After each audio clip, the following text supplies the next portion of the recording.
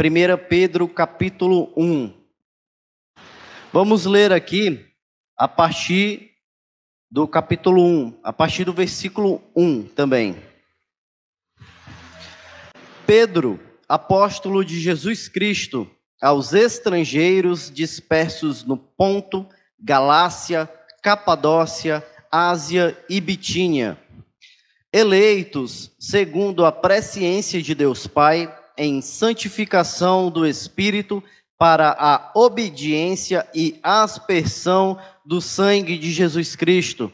Graça e paz vos sejam multiplicadas.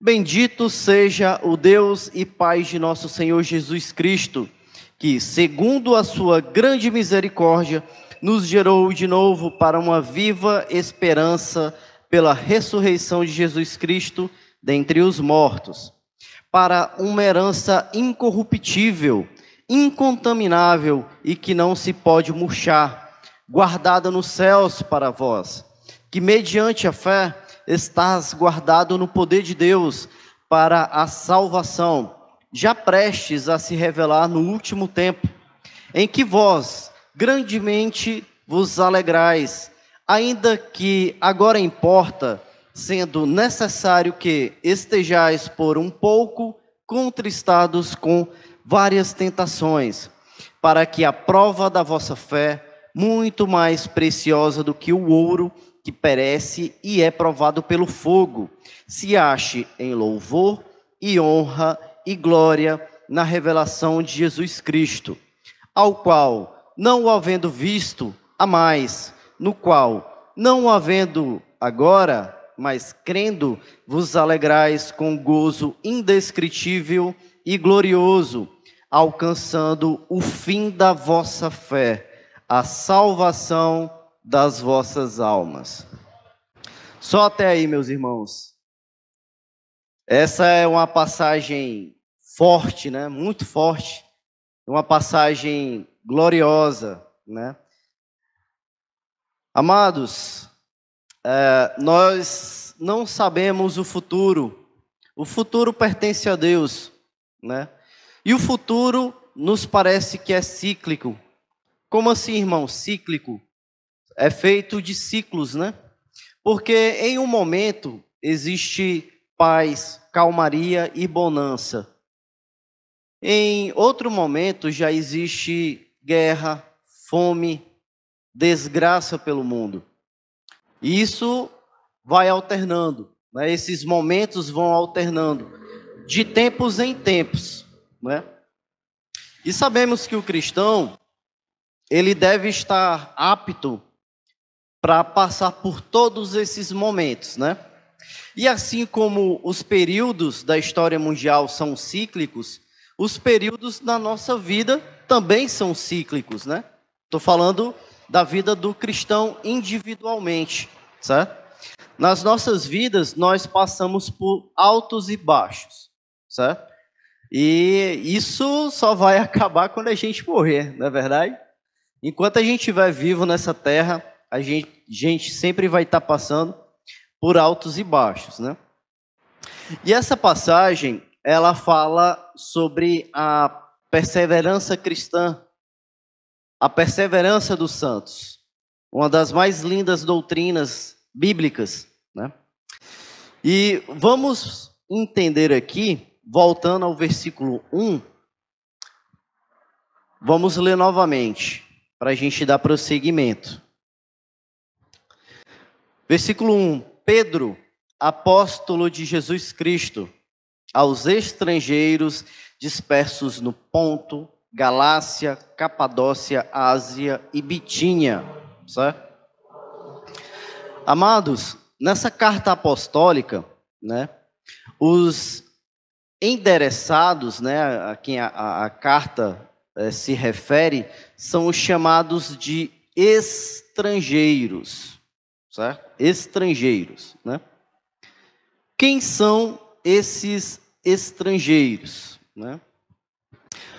Vamos lá, dependendo da tradução, certo, da sua Bíblia, vai estar estrangeiros, forasteiros ou até mesmo peregrinos, certo? Esse adjetivo é interpretado por muitos teólogos de uma forma espiritual, né? Como se disséssemos, nós não somos daqui, nossa cidadania é nos céus. E de fato, irmão, várias outras passagens vão tratar da nossa vida temporária aqui na Terra, né? E que por mais que nós tenhamos desafios aqui e a nossa vida seja curta, né, nós retornaremos para nossa casa, que é junto de nosso Pai, da onde passaremos a eternidade. Aonde Ele estiver, estaremos também nós, para sempre. Mas nós sabemos que para uma compreensão, certo, total da Escritura, devemos ver essa tradução a fundo, né, para que realmente a gente tenha um sentido do que significa essa palavra estrangeiro aqui nessa passagem. Existe muito mais do que se pode extrair desse texto se a gente fizer essa comparação, né? Vamos lá. A palavra que é traduzida por estrangeiro, né, forasteiro ou peregrino, né, é uma palavra grega chamada parepidemos ou parepidemoi, né, que significa, em uma tradução mais ao pé da letra, um estrangeiro que não tinha sequer o direito de permanência no país, certo? Então, é aquele estrangeiro que está apenas de passagem. Só que na época antiga, nessa época aqui, em 62 depois de Cristo, quando essa carta foi escrita, certo? Nessa região da Ásia Menor, que é a Turquia hoje, os direitos, né, para essa classe de pessoas, né, os parapdemoi, os estrangeiros ou peregrinos, eram muito mais restritos do que nos dias de hoje, né? Por exemplo, né, eles não tinham sequer o direito de permanência no país, tá? Então eles não poderiam residir naquela região por muito tempo, né? Eles não tinham direitos plenos de cidadão, não tinham acesso à cidadania, certo? Essa classe social, pessoal, era formada por migrantes de vários lugares, né? Se você ver aqui no versículo 1, ele fala que esses estrangeiros estavam dispersos, tá? Então, eles foram dispersados por alguma ocasião, né? Então, meus irmãos, os antigos historiadores, eles falavam que essa classe de pessoas vinham de vários lugares e por vários motivos diferentes, né? Poderiam ser motivos econômicos, certo? Poderia ser também que eles eram escravos, parte daquelas pessoas, ou também por razões de segurança, tá? A maioria dos estudiosos e dos acadêmicos hoje em dia concordam que esses estrangeiros aqui, no qual Pedro mandou a carta, eram as pessoas, certo, de várias nacionalidades que estavam lá em Jerusalém em Atos 2, no dia de Pentecostes, quando o Espírito Santo desceu sobre eles, né? E como eles foram parar nessa região? Após o dia de Pentecostes, né, após algum tempo, certo? Começou a grande perseguição judaica sobre os cristãos, né, em Jerusalém. E aí eles foram dispersos por toda a região do Oriente Médio, Ásia Menor, certo? E foi assim, é a tese mais aceita, de como esses cristãos, né, os parapdemoi, que eram traduzidos como estrangeiros ou peregrinos, foram parar nessa região da Ásia Menor, certo, meus irmãos? A maioria dessas pessoas vivia na zona rural e era diarista, certo? Eles não tinham direito à propriedade, então eles dependiam dos trabalhos das propriedades de outras pessoas, e eles viviam desses pequenos trabalhos, tá? E a outra grande maioria era artesãos, né? E vivia do comércio da sua arte, né? Digamos assim, certo? Meus irmãos, eu quero que vocês entendam que eles não tinham pleno direito à cidadania, né? Por exemplo, eles não podiam votar em assembleias, eles não podiam se casar com pessoas de outras classes sociais, para você ter ideia, né? Essas pessoas não podiam fazer negociações com todas as classes de pessoas. Logo, né, as suas negociações eram limitadas, tá? Lhes era vetado a possibilidade de ascender a outra classe social. Para você ter ideia, se o Jackson fosse, né, um peregrino nessa região, Parapdemói, se ele tivesse indo bem no seu comércio, né, de forma que ele estivesse em ascensão, rapidamente isso lhe seria tirado.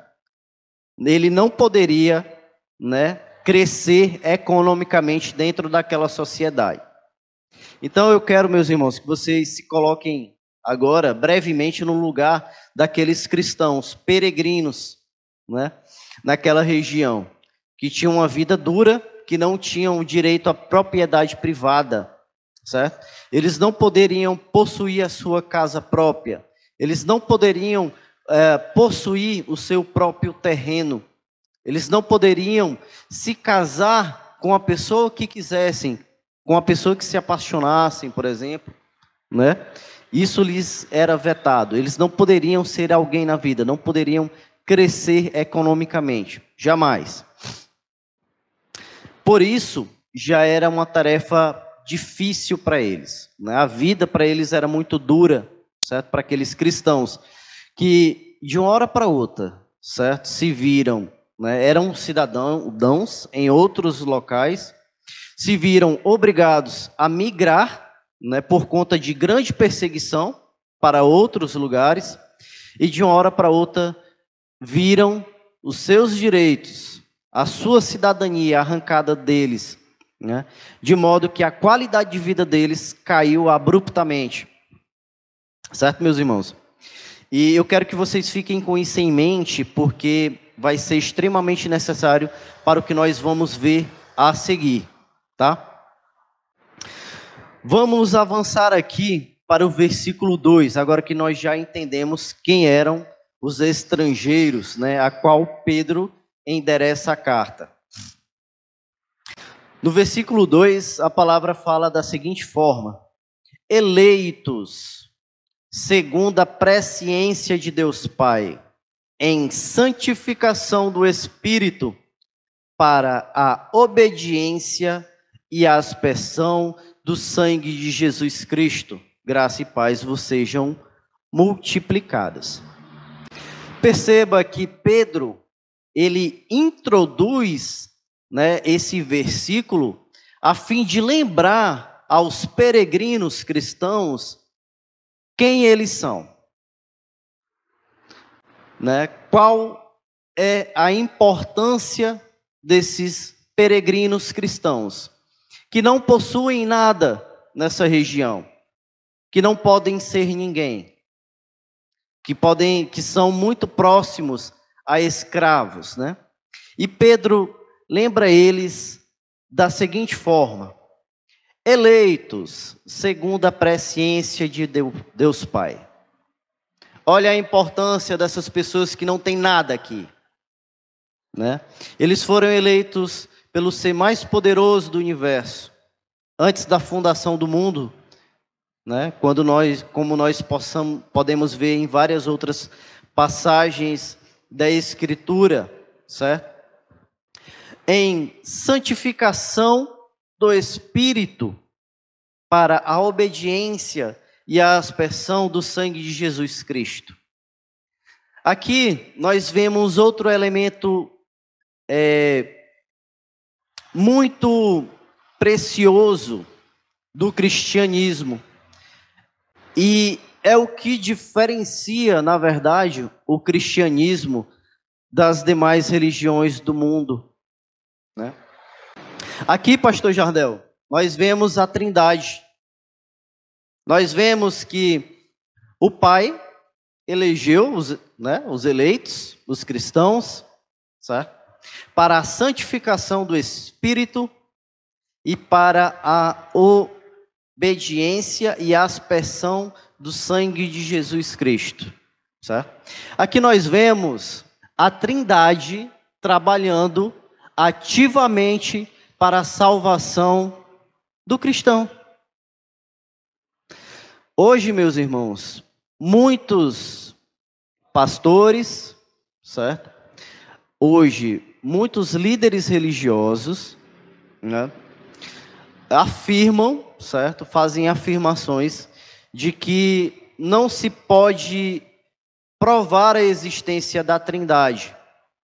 Por exemplo, meus irmãos, então a gente vai ter que rasgar nessa parte aqui de 1 Pedro. A Bíblia é muito clara, em vários versículos nós vemos a Trindade agindo ativamente. Por exemplo, em outra passagem, né, no Evangelho de Mateus, nós vemos, por exemplo, no batismo de Jesus, o Pai falando de cima, o céu se abriu e o Pai disse: esse daí é meu filho, certo? Em quem eu tenho prazer, escuta ele, né? E aí nós vemos o Filho sendo batizado e o Espírito descendo sobre ele, né? Existem várias e várias passagens na Bíblia que corroboram, certo, a existência da Trindade.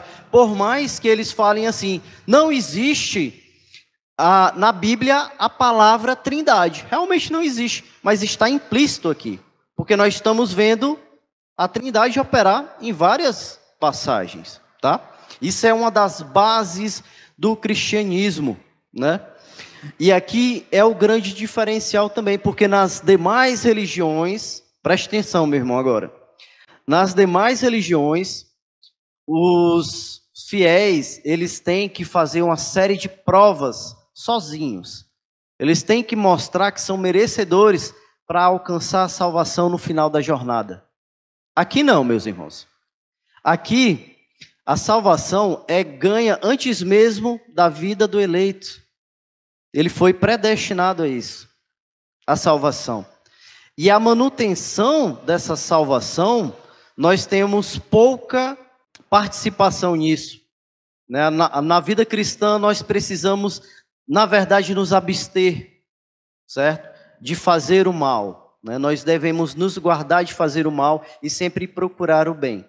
Mas até nisso, o Espírito Santo nos auxilia na nossa caminhada, certo? Porque nós somos eleitos também para a santificação do Espírito. Ou seja, em algum momento nas nossas vidas, nós vamos alcançar essa santificação. Não por mérito nosso, mas porque o Pai enviou o Espírito Santo para as nossas vidas. É por isso que a nova aliança é bem superior à antiga aliança judaica. Porque na antiga aliança era pelas obras, e as pessoas e os fiéis não tinham o Espírito Santo. Diferente de nós agora. Nós temos o Espírito Santo, que nos dá uma consciência, certo? Para que nós não busquemos o pecado, para que nós façamos o contrário, fugemos do pecado. Certo, meus irmãos? Então aqui nesse versículo 2, né, Pedro começa a lembrar os cristãos de qual é a sua identidade. De que por mais que nós passamos por lutas, por provações, que não tenhamos um valor para a sociedade, certo? Ou para as pessoas em redor, nós temos muito valor para Deus. Porque foi em nós que Ele depositou o Santo Espírito dele. É para nós que a Santíssima Trindade trabalhou, certo? Foi para os cristãos eleitos, né? Aqui, meus irmãos, vamos avançar um pouco mais no versículo 3. Né? Bendito seja o Deus e Pai de nosso Senhor Jesus Cristo, que segundo a sua grande misericórdia, nos gerou de novo para uma viva esperança pela ressurreição de Jesus Cristo entre os mortos. Amados, nesse versículo 3, o apóstolo, ele também começa a lembrar os leitores que vivem nessa situação difícil, certo? O grande favor de Deus para com eles. Olha só, né? Aqui ele diz, né, que bendito seja Deus e Pai de nosso Senhor Jesus Cristo, que segundo a sua grande misericórdia, certo? Né, que segundo o beneplácito da sua vontade, como é falado em outras passagens, né, que segundo a sua graça, nos gerou de novo para uma viva esperança, certo? É algo que realmente nós podemos confiar nessa viva esperança que é a nossa salvação. Por quê? Por conta da ressurreição de Cristo dentre os mortos. Que ele é a primícia, certo? A primícia daqueles que ressuscitarão, certo? E que a palavra de Deus é fiel, por isso é uma viva esperança para nós. Fique atento, meus irmãos, porque nesses versículos o apóstolo Pedro está fazendo um resumo dos alicerces da fé cristã para aquelas pessoas que estavam tendo grandes dificuldades, né, em uma sociedade extremamente hostil. Perceba, vamos avançar aqui um pouco mais ao versículo 5, né? E aí ele vai falar que mediante a fé está guardado no poder de Deus para a salvação já prestes a se revelar neste último tempo. Meus irmãos, eu queria fazer uma pergunta para vocês agora, para a igreja. Amados, quem é que dá a fé para o cristão? Quem nos dá a fé? Deus, não é verdade? Efésios 2:8. Por gentileza, abram suas Bíblias em Efésios 2:8. Efésios 2:8 vai falar assim, ó. Porque pela graça sois salvos por meio da fé. E isto não vem de vós, é dom de Deus. Não vem das obras para que ninguém se glorie. Quem dá a fé para o ser humano é o próprio Deus. Como podemos ver aqui em outras partes da Escritura, certo? E essa mesma fé que Deus nos dá está guardada no poder de quem? No poder de Deus para a salvação. Queria fazer outra pergunta aqui para os irmãos. Quem é mais poderoso do que Deus?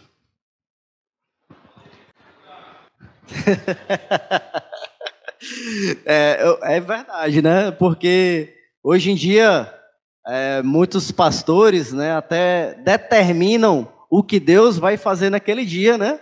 É verdade, bem colocado. Não venha que hoje é o dia da libertação. Hoje Deus só vai fazer libertação, tá? Mas venha no próximo domingo, que é o dia da cura. Naquele dia Deus só vai fazer a cura. E é um tal de eu determino, né? Eu profetizo, eu determino para cá, para lá, né?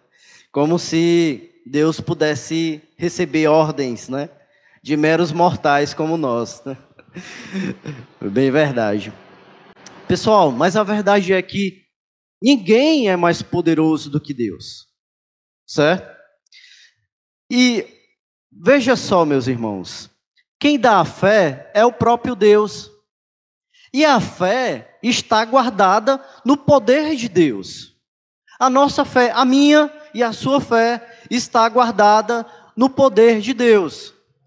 Quando eu leio, sabe, quando eu faço um estudo mais aprofundado sobre esses versículos, eu fico, sabe, maravilhado, irmão, porque eu não sou calvinista. Todo mundo sabe aqui que eu não sou calvinista, né? O pastor também sabe, certo? Você que está me assistindo aí, tá, irmão? Não sou calvinista, muito menos arminiano. Eu sou contra alguém hoje se colocar, digamos, se fechar nos 5 pontos do arminianismo ou do calvinismo, certo? Porque eu acho que a gente perde muito porque a gente limita o poder de Deus, certo? E Deus é soberano. Mas quando eu leio esse versículo aqui, certo? Esses versículos, essa passagem, quando eu coloco em contexto, olha que maravilha, meu irmão, certo? Eu vi aqui no versículo 2, né? Que os eleitos pela presciência de Deus em santificação do Espírito e para a obediência e aspersão do sangue de Cristo. Aí quando eu leio aqui, né?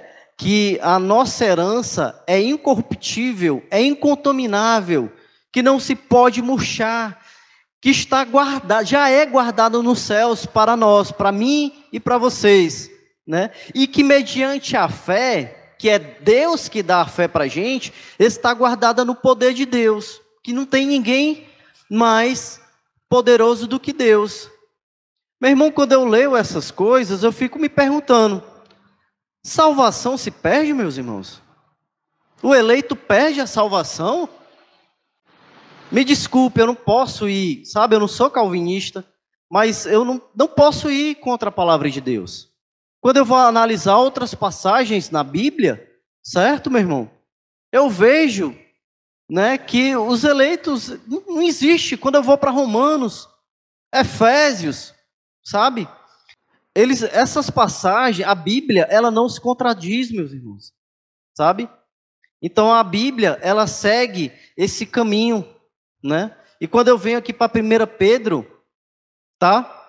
Eu vejo que o eleito, né, ele vai passar pelos obstáculos, tá, irmão? Eu sei que o eleito tropeça, o eleito cai, escorrega, tá com o rabo no chão, desculpa, irmão.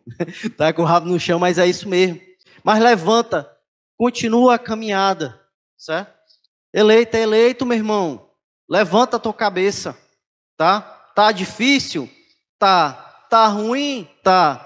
A sociedade ao redor não tá reconhecendo o teu valor? Tá. Tu tá enfrentando uma época ruim? Tá ruim mesmo? Tá difícil? Tá. Mas venha para a palavra, meu irmão. Que eu tenho certeza que com essa passagem aqui, Pedro lembrou aqueles cristãos que estavam passando por um momento extremamente difícil. Pedro lembrou a esses cristãos do que eles realmente são. Filhos de quem? Que eles vieram à vida para fazer o quê? Vocês vão entender isso no último versículo aqui, no versículo 9. Eu vou avançar um pouco mais aqui, tá? Para a gente ganhar tempo, senão, pelo amor de Deus, ó. Pastor Jardel vai já, tá ali com um pedaço de jucá já me esperando ali, certo? Vamos aqui, meus irmãos, né? Aí, vamos avançar aqui para o versículo 6. Em quem vós grandemente vos alegrais, ainda que agora importa, sendo necessário que estejais por um pouco contristados com várias tentações. Certo? Meus irmãos, o apóstolo Pedro aqui, ele, né, nesse versículo, é como se ele dissesse, eu sei o que é que vocês estão passando aí, na Ásia Menor. Certo? Eu sei de todas as dificuldades que vocês estão passando. Certo? Só que é momentaneamente, né? Porque agora importa, sendo necessário, que vocês passem agora por essas coisas, tá? Eu sei o que vocês estão passando, né? Vocês estão tristes por isso, né? E com várias tentações. Quais eram que eles estavam tristes? Nós já imaginamos, porque nós acabamos de nos colocar no lugar deles agora. Naquela época, naquela região, passando por aquelas dificuldades. Isso é normal. Nós, no lugar deles, nós também estaríamos tristes. Hoje, com coisas muito mais leves que nós passamos, nós nos entristecemos, não é verdade, meus irmãos? Imagina se nós estivéssemos passando por aquelas provações que eles estavam passando naquela época, né? E aí ele fala aqui, com várias tentações. Que tentações eram essas, né? Essa carta, os estudiosos afirmam que ela foi escrita entre 62 e 64 depois de Cristo, certo? E essa região, né, da Turquia, Ásia Menor, era dominada pelo Império Romano. E adivinha quem era o imperador dessa época? Ele mesmo, Nero, certo? Um dos piores seres humanos que já pisou na face da terra. Um dos maiores perseguidor dos cristãos dos últimos tempos, de todos os tempos, aliás. Nero, nessa época, ele impôs uma perseguição extremamente severa aos cristãos, não só em Roma, mas em todas as províncias do império. Meu irmão, então, você sabe o que significa naquela época você se dizer um cristão? Você já era um peregrino, que não tinha direito à cidadania, não tinha plenos direitos de cidadão. E você ainda se afirma cristão? Naquela época, você ia ser perseguido, ia ser açoitado, ia receber cuspidas nas ruas, ia ter que viver se deslocando de local em local por conta da perseguição. Não, aqui nessa cidade não estão perseguindo hoje não, mas semana que vem está chegando a perseguição aqui, a gente vai ter que sair. E assim vai, fugindo da perseguição. Já não bastava aquelas provações todas que essas pessoas estavam passando, elas também agora estavam sendo perseguidas, certo?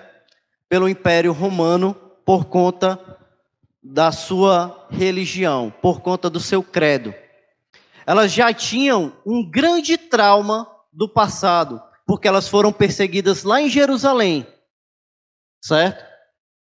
Após o dia de Pentecostes, pelos judeus. Eles são pessoas que vieram da grande dispersão, fruto da perseguição judaica, que estavam vivendo naquelas circunstâncias extremas, muito precárias, e que agora encaravam pela frente novamente outra perseguição. Certo, meus irmãos? Então, olha o que o apóstolo fala para essas pessoas. Olha, é necessário, meus irmãos, que vocês estejam contristados agora, certo? Com várias tentações como essas. Qual era a tentação? Era abandonar o credo. Era abandonar o cristianismo. Sabe, irmão? Porque se aquelas pessoas, né, abandonassem o seu credo cristão, elas não seriam perseguidas pelo Império Romano. Elas poderiam retornar para o seu local de origem e retomar as suas vidas. E quando você está na peia, quando você está passando por uma provação dessa, meu irmão, eu não sou hipócrita. Passa, sim, pela sua cabeça isso, essa tentação, né? Mas, irmão, porque eu acho que aquelas pessoas estavam se perguntando por que tudo isso? Por que a gente vai passar por tudo isso? A resposta está aqui no versículo 7, né? para que a prova da vossa fé, muito mais preciosa do que o ouro, que perece e é provado pelo fogo, se ache em louvor e honra e glória na revelação de Jesus Cristo. Irmãos, por isso que existe galardão nos céus. Por quê, irmão? Porque as pessoas passam por provações diferentes, certo? Em suas vidas ao longo da história. Uns cristãos passam por tempos mais brandos, tempos de paz, como nós estamos passando agora, certo?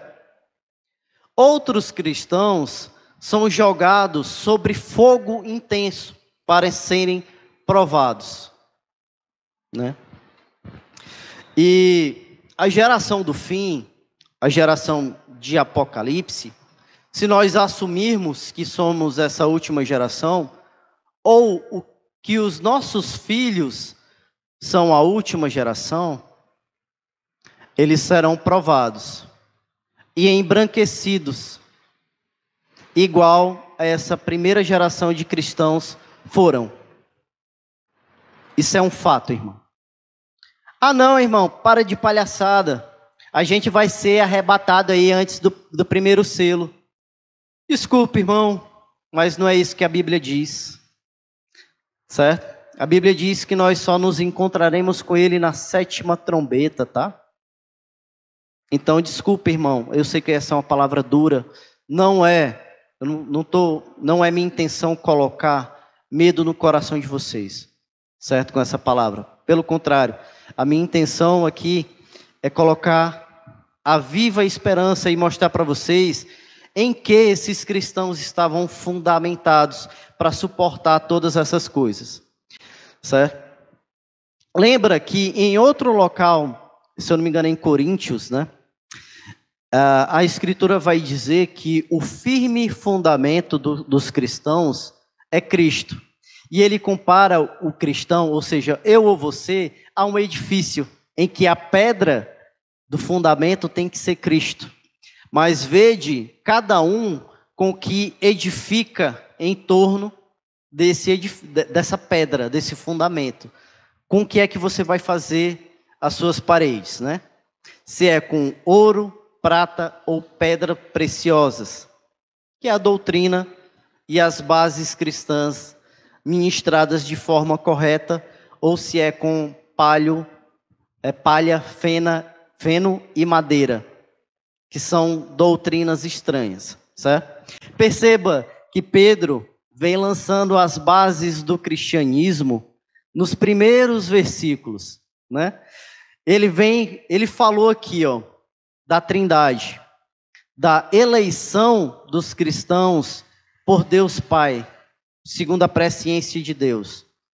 Ó, muito mais tempo antes de você nascer, Deus já tinha feito isso, certo? E que você foi eleito para a santificação do Espírito, que você não pode viver desordenadamente, tá?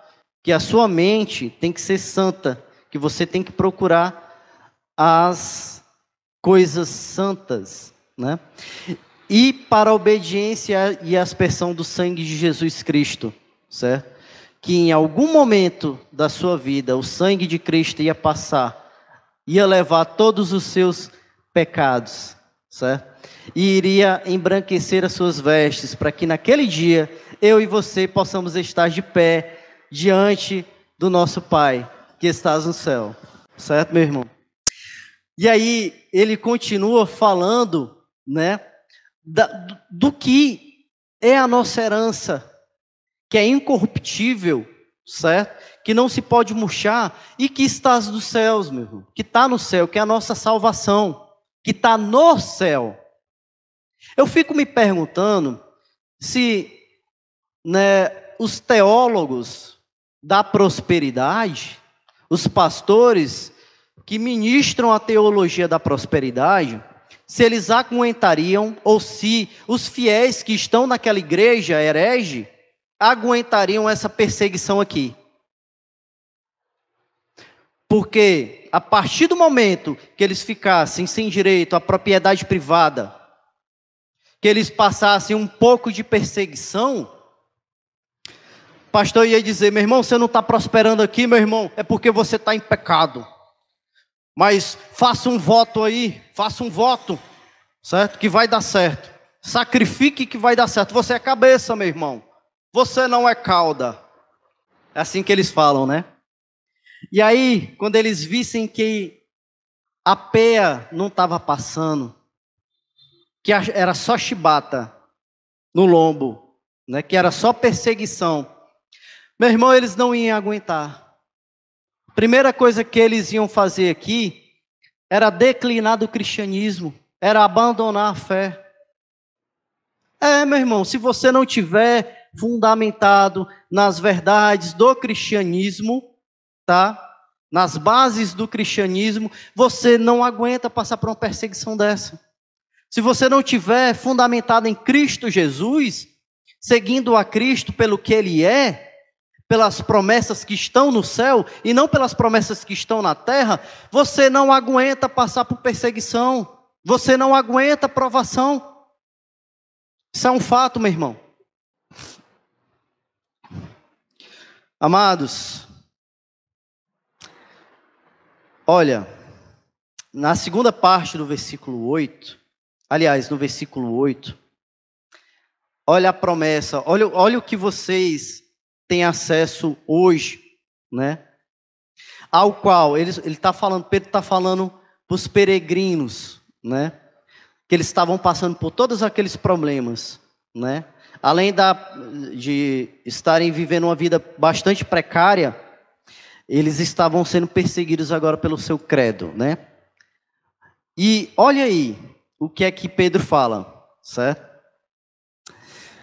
Na parte B do versículo 7, né, ele vai dizer que para que se achem louvor e honra e glória na revelação de Jesus Cristo, né?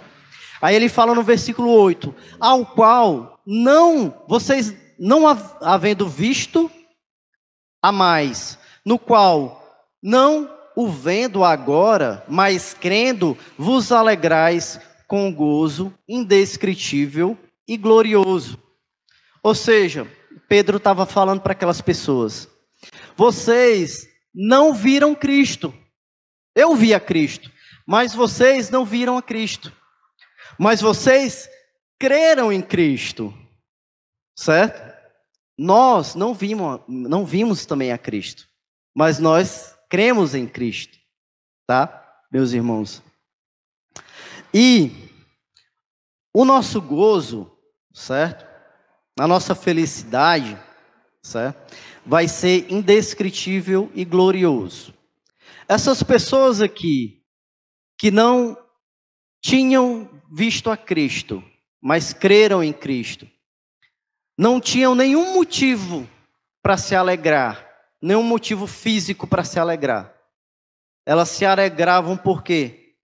Porque estavam fundamentadas nas bases cristãs, nas doutrinas cristãs. Elas se alegravam pela herança delas no céu, que é incorruptível, que não se pode murchar. Quem é que vai nos separar de Deus ou da nossa salvação? É uma vida privada de regalias? É uma vida privada de direitos?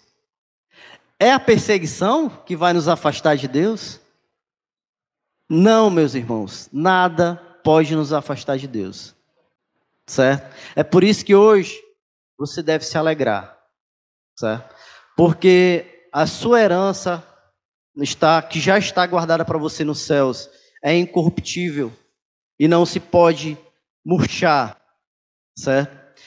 E tudo isso que Pedro descreveu nos versículos anteriores, todo esse plano divino, vai se concretizar agora no versículo 9, tá? Todas essas circunstâncias, né? No versículo 9 ele fala assim: alcançando o fim da vossa fé, a salvação das vossas almas. A palavra fim aqui descreve finalidade. Estou finalizando, viu, pastor Jardel? Vou finalizar agora, tá? Finalidade, tá? Ou seja, a finalidade da fé é a salvação das nossas almas. Agora eu pergunto uma coisa para vocês. Quem colocou fé em vocês? Quem colocou fé em vocês? Pergunto de novo. Deus, né? A fé está guardada no poder de quem? De Deus, né? A finalidade da fé é o quê? A salvação das vossas almas, meus irmãos. E agora eu pergunto de novo. Salvação se perde, meus irmãos? Glória a Deus, aleluia. Se alegre hoje. Você é salvo em Cristo Jesus. Você tem fé no seu coração, não é por acaso não, meu irmão. É porque você é um eleito. A Bíblia diz que o Espírito Santo comunica com o nosso espírito, nos dizendo que nós somos filhos de Deus. Certo? Meus irmãos, se alegre hoje. Nos alegremos hoje com essa palavra maravilhosa para nós. Não importa o que nós vamos passar. Eu sei que muitos estão preocupados aqui com o que pode vir desse governo, com a guerra lá fora, certo? Se essa é ou não a geração do fim, certo? Se nós somos ou não a geração que vai passar pela grande tribulação. Meu irmão, isso é o de menos. Se alegre hoje, não importa se você não tem o que comer hoje, certo? Se você está passando por provação hoje, se você está com câncer hoje, não importa não, meu irmão, porque você é salvo em Cristo Jesus. Aleluia, dê um glória a Deus aí, certo? Porque não importa a circunstância que você passe, se você estiver fundamentado aqui nas bases do cristianismo, nas bases do evangelho, nas promessas elementares de Cristo, que é ganhar o céu e não ganhar a terra, meu irmão, você já é um vencedor, você é um salvo em Cristo Jesus. Eu espero, meu irmão, que essa palavra possa ter edificado a vida de vocês hoje, tá? Eu vou passar aqui, aliás, aquele hino maravilhoso, somente olhar a Cristo. Não olhe a circunstância, meu irmão. Não olhe para as coisas terrenas. Olhe para Cristo. Olhe para as promessas de Cristo, certo? Que é ganhar o céu. Aleluia. Eu vou deixar vocês agora com o ministério de louvor, certo? Que Deus abençoe a todos.